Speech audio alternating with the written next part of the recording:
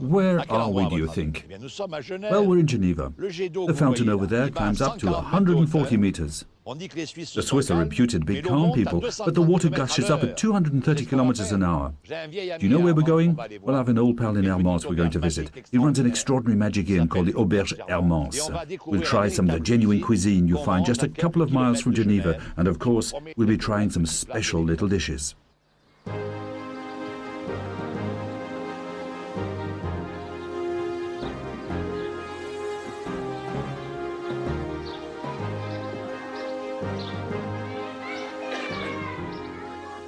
See how pretty it is? This place is superb. There's even a fountain with some cool water over here. Ah, that's good.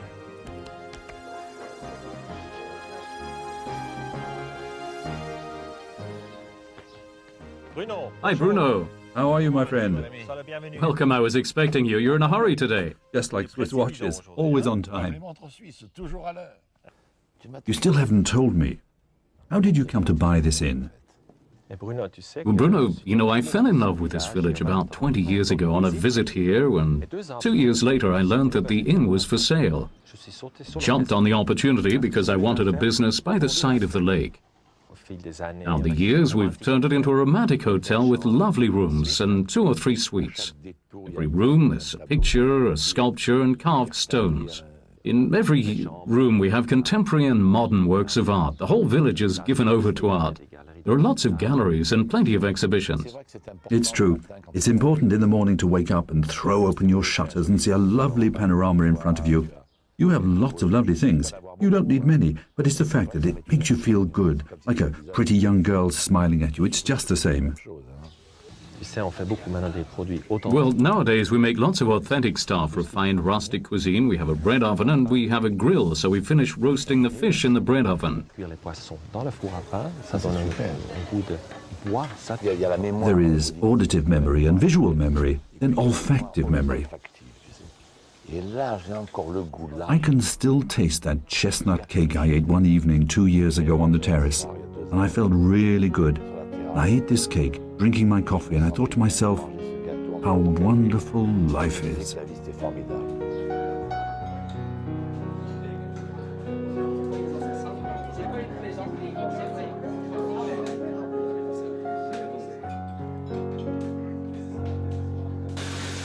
We'll have 2 salads, hot foie gras, 2 terrines of foie gras, and 1 wild asparagus.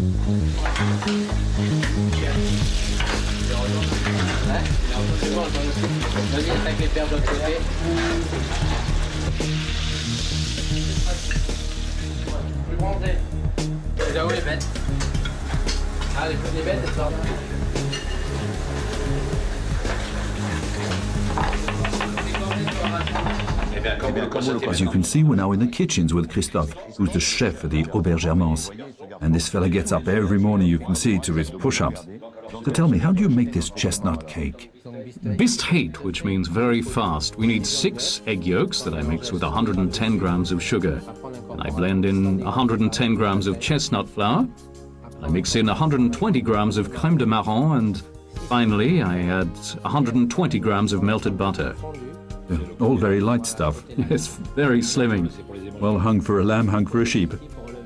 A dash of whiskey to highlight the chestnut flavor. Strawberries, wild berries. I mix them all in to make a little liquid mixture, and I blend in the berries and a few pieces of strawberry. And that's all very light, isn't it, eh? Chestnut, cream, and so on and so on. It's like southwest France, it's not Switzerland. You're so right. So you're using foreign influences, a reminder of France.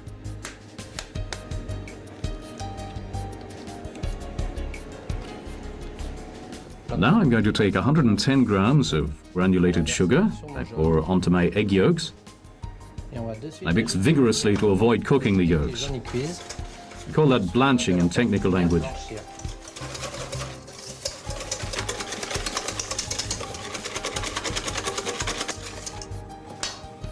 Now we're going to take the 70 grams of chestnut flour that I add, but now I don't need to mix so energetically. I just mix them together to avoid lumps.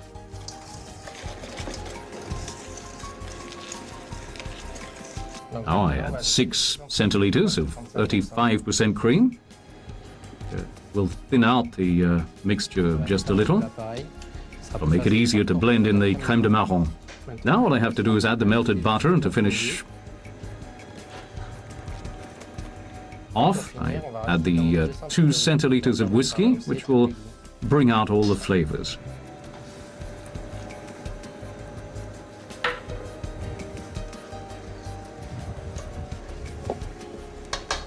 Now my mixture's ready.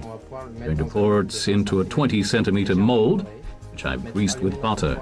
Turn on the oven at 180 degrees and pop in the mixture for 20 minutes or so. Now the coulis. Take the strawberries, which I've mixed in with some sugar and a little mint. Fill up the glass about halfway. And to decorate the glass, I add a few strawberries and some bunches of fresh red currants.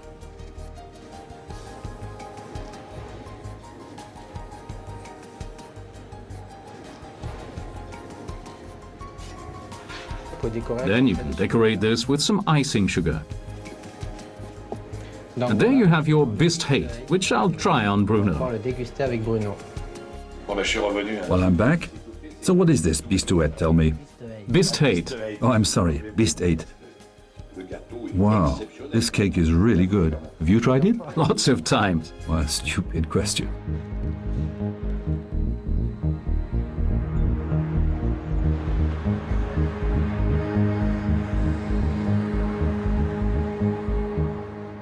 They tell me that in front of the United Nations building there's a chair your size, but I think it's a bit oversized for me.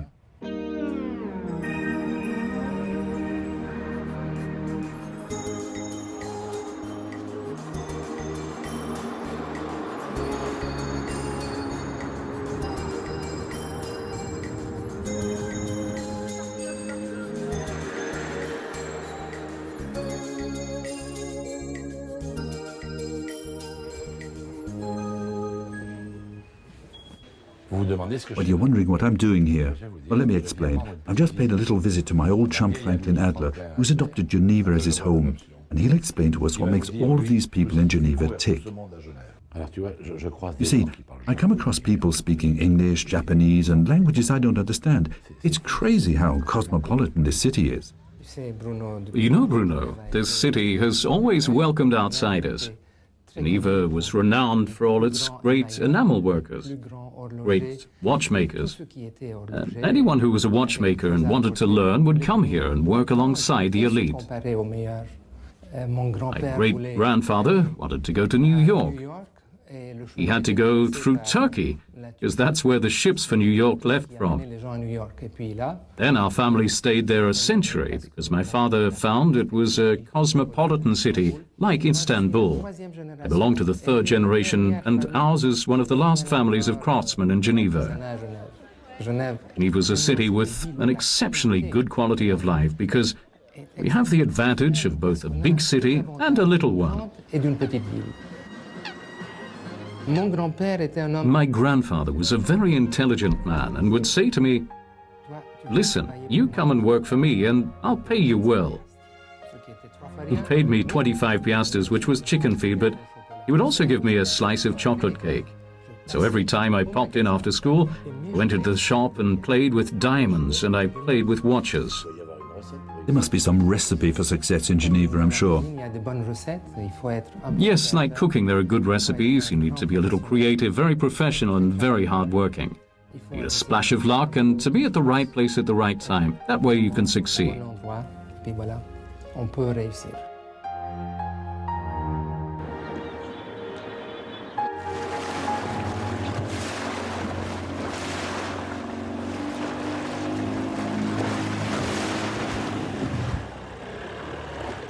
I began in August 2000, when I took over my father's business. The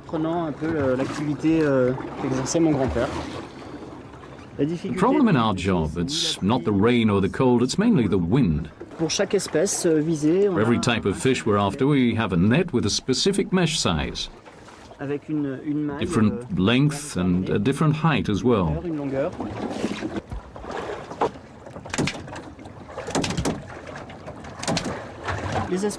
Mostly we fish for perch and ferrets,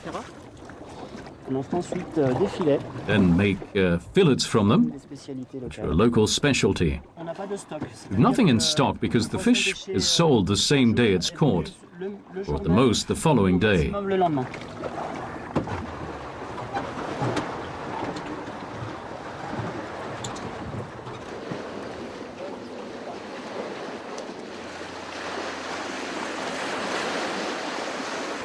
This is a ferret.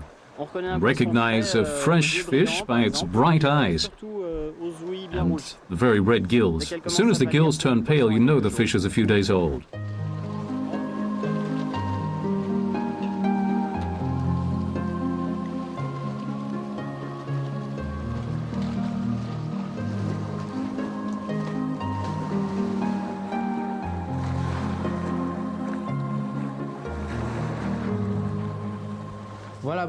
There you go, Bruno. This morning we went and saw our fisherman and he gave us a few perch fillets. He's a great guy, your fisherman. We'll cook them meunière style. That's the traditional way on Lake Geneva. For this recipe we'll need perch fillets, fish from Lake Geneva, fresh spinach sprouts, a bunch of parsley, some salt and pepper, olive oil, potato chips, some lemon juice, and a touch of butter to finish off. Now I'll season the perch fillets with a pinch of salt, a twist of pepper. I take a non-stick frying pan which I heat, a dash of olive oil,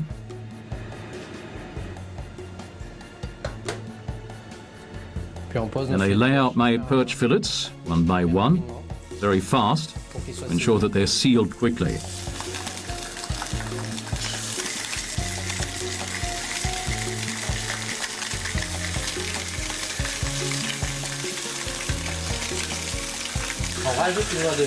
We add a knot of butter, roll it round,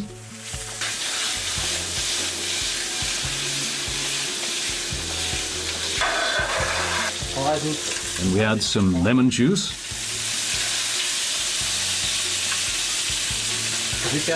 slightly crushed flat parsley, and we finish off the perch fillets. My fillets are now done and I have to serve them up fast with potato chips and the spinach shoots which have just been cooked in a little butter.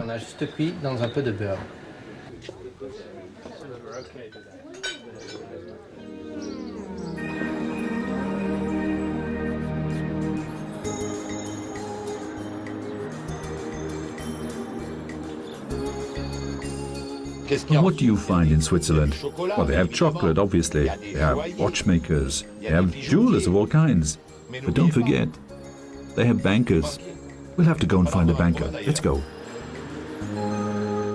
I was looking for you. Bruno.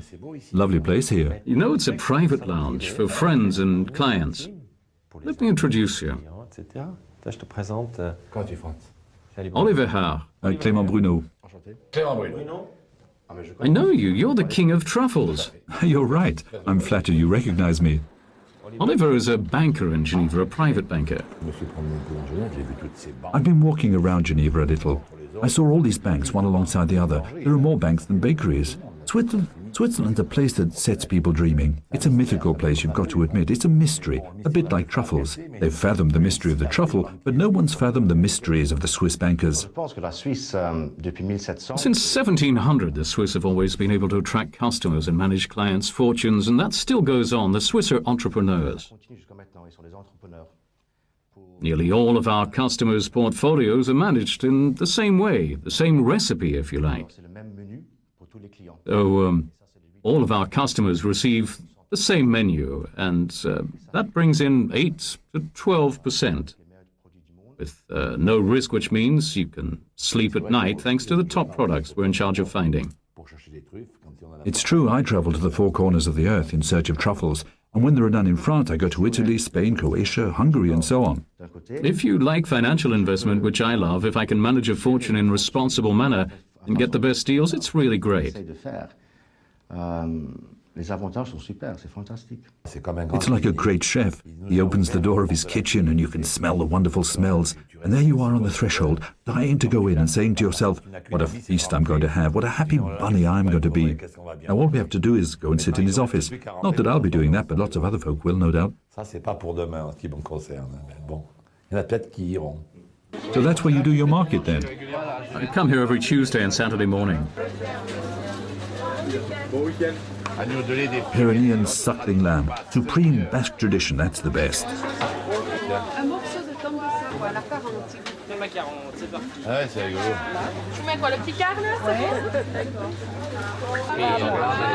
There we have our cheese supplier, Mr. Bruno. Lots of cheese here. How many kinds of cheese do you have? About 300 to 360 over the year. That's a tome from Le Vaud. That's really good. That's what we put in the potato gratin. Why don't you try a tome from Rougemont? In my opinion, it's the best soft cheese in Switzerland. Extraordinary, extraordinary. We have different cellars where it retains the humidity, and it's a cheese that doesn't dry.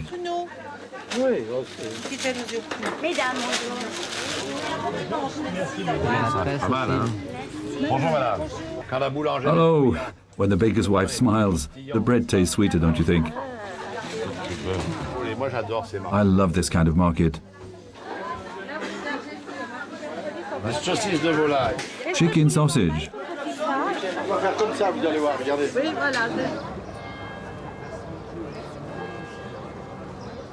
Non, mais vous. Moi, je me gaffe avec toi. Merci. Magnifique. On est obligé là. Voilà. Pour juste. 18 francs. En vous remerciant.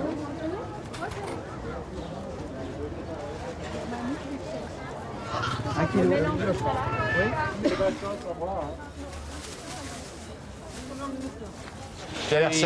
Seems a nice guy, your vegetable man. He's got an interesting face, too. He's also got some chanterelle mushrooms. Did you see those little chanterelles? On peut les goûter, chef. On peut les goûter? Après le temps. Oui, chef.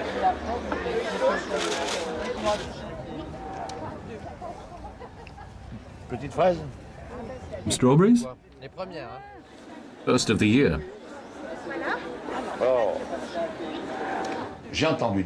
I've heard it said that there's a big speciality here, chicken in rock salt. It's a recipe thought up by Mr. Veron some 15 years ago, and it's been on the menu ever since because people keep asking for it. Take a pearly quality open-range chicken. I need 1.2 kilos of cooking salt to make a crust, 200 grams of flour, 20 centiliters of water, some potatoes to make some pommes à Saison, kind of potato waffle. I grate the potatoes and cook them in a little oil and butter to get them nice and crisp. Make the juice. Take some chicken stock, which I add cream and butter. Finally, a little flat parsley and chopped chives. I take a large pan, which I put in about 1.5 kilos of cooking salt. I need a little flour, about 200 grams.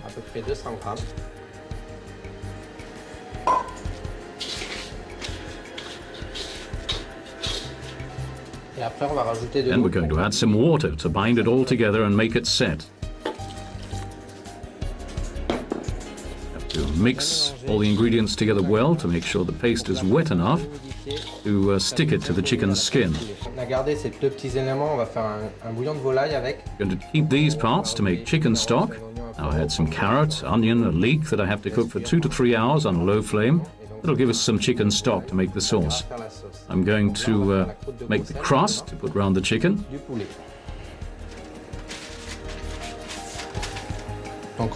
Take a high resistance oven dish because we'll be cooking at 250 degrees, which is thermostat 8 to 9. Need some sulfur paper as well to demold the chicken. It's important. Some salt in the bottom and place the chicken on top. I baste it with groundnut oil so the salt doesn't cling to the skin, and it'll make it a little crispy. Don't add salt to the chicken, just a little pepper. Now we're going to cover the chicken in salt.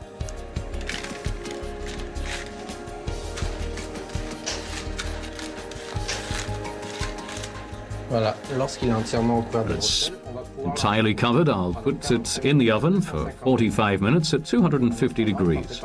During that time, we'll prepare the garnishing. So now we take some potatoes and grate them finely.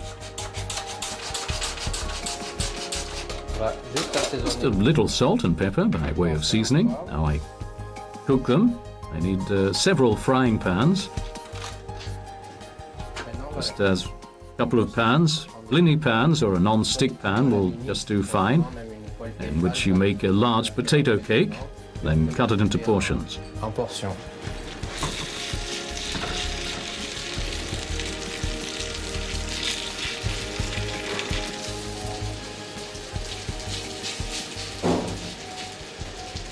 Nous allons faire la sauce du poulet. Now for the chicken sauce.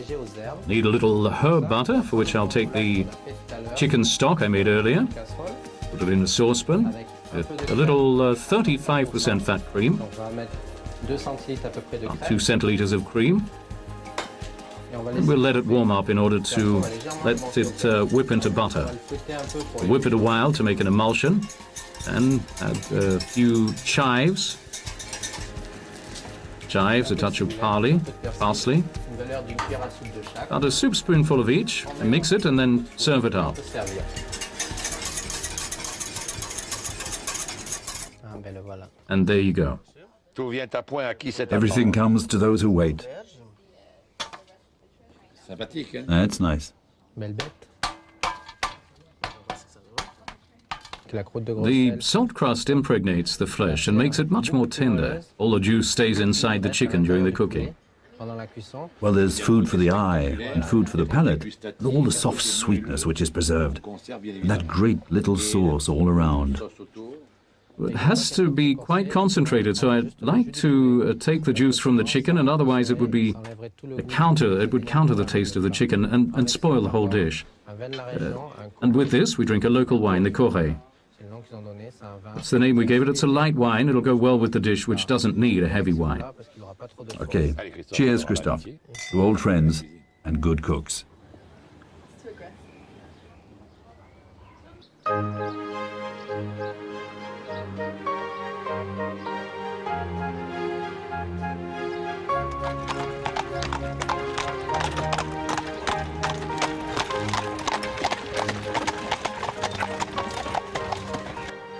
On va voir ça. Let's have a closer look at that, dear France. You'll be surprised. It's quite exceptional.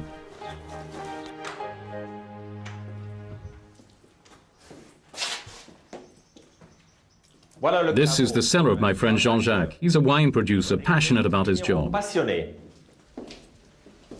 Evening, France. Evening, Jean-Jacques. How are you? This is Bruno. Va bien. Bruno. Bruno. So you're the one with the passion for wine.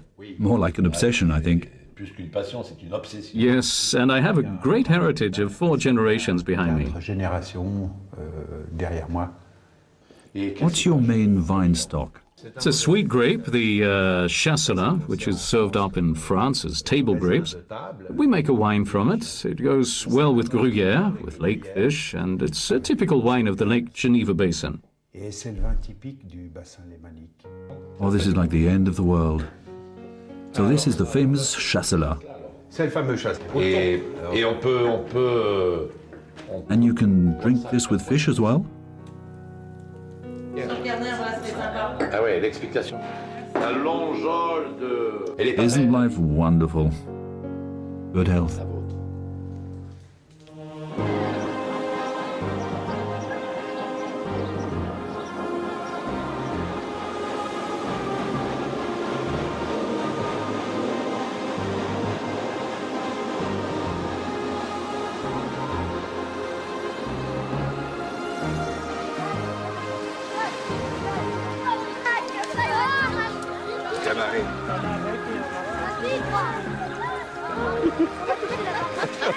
Well, now I can understand why you Swiss are so relaxed. It's your habit, your tradition of having little picnics like this by the edge of the lake.